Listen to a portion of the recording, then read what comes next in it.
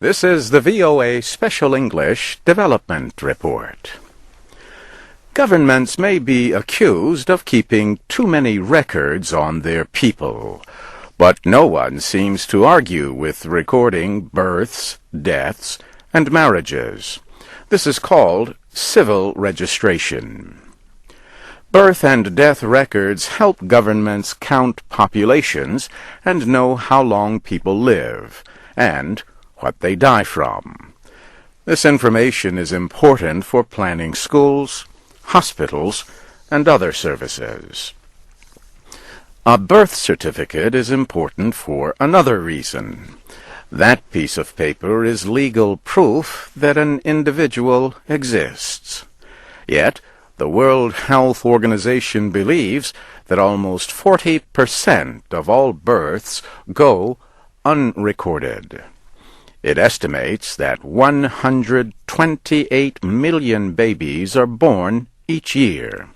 So one way to look at this is to say that every year close to 50 million people are denied legal identities.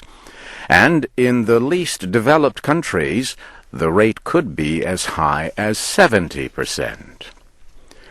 The situation is no better for death records.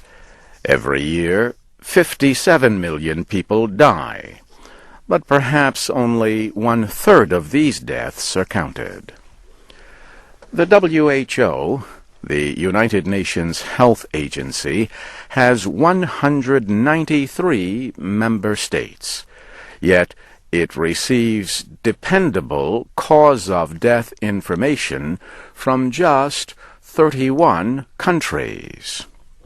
Researchers say most developing countries have limited civil registration systems or none at all. Now, a partnership supported by the WHO, called the Health Metrics Network, will try to improve the situation. Last week, it launched a campaign to register all of the world's births and deaths. The effort was announced at a conference in Beijing, the Global Forum for Health Research. The Director General of the WHO, Margaret Chan, said no single UN agency is responsible for making sure births and deaths are recorded.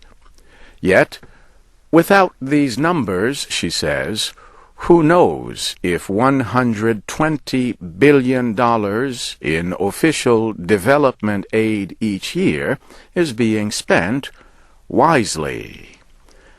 The campaign began with 4 papers published in the Lancet Medical Journal describing the situation.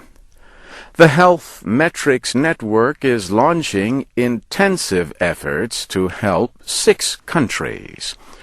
The group already has started to work with Cambodia, Sierra Leone, and Syria.